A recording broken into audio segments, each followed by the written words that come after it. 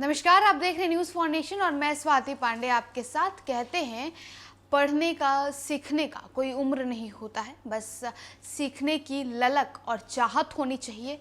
आप किसी भी उम्र में शिक्षा ग्रहण कर सकते हैं।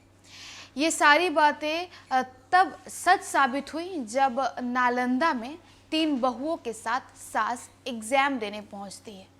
किस चीज़ की एग्ज़ाम है और सास आखिर इस उम्र में पढ़ना क्यों चाहती हैं, सीखना क्यों चाहती हैं, उन्होंने सब कुछ विस्तार में बताया है। बिहार के नालंदा में बेहद अजब मामला सामने आया जब 3 बहुओं के साथ सास भी परीक्षा में शामिल हुई।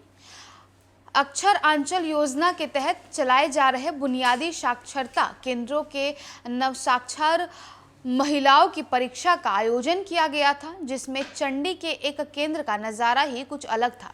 यहाँ पर 3 बहुओं के साथ सास परीक्षा देते दिखी थी। डीपीओ अनिल कुमार ने बताया कि जिले में संकुल स्तर पर 105 परीक्षा केंद्र पर परीक्षा ली गई। इनमें 10,980 महिलाओं को शामिल होना था, लेकिन 9,679 महिलाओं ने ही परीक्षा दिया।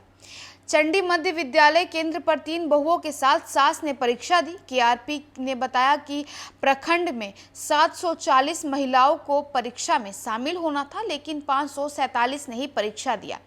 परीक्षा दे रही 3 बहुओं की सास स्वाति देवी ने कहा कि अपना हस्ताक्षर करने और हिंदी पढ़ने लिखने का ज्ञान हासिल हो चुका है।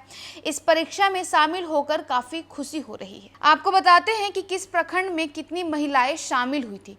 अस्थावा प्रखंड में 438 महिलाएं शामिल हुई थी।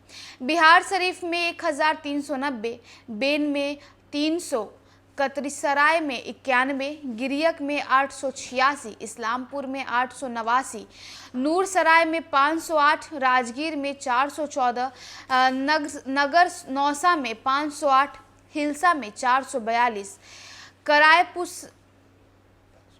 करायपसुराय में 382, प्रबलपुर में 400, सिलाव में 715, सरमेरा में 118, थरथरी में 580, हरनौत में 570, रहुई में 143, चंडी में 547, बिंद में 63।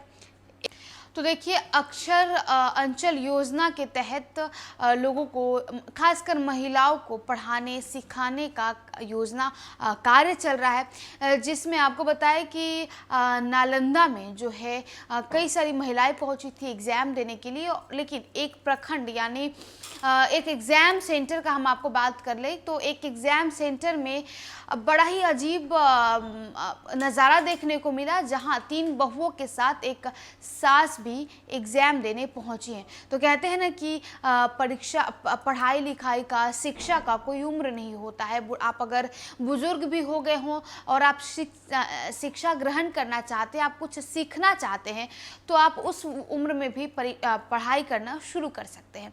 और ये सारी बातें नालंदा में देखने को मिली। फिलहाल इस खबर में बस इतना ही, और वीडियोस और अपडेट्स के लिए आप देखते रहे न्यूज़ फाउंडेशन।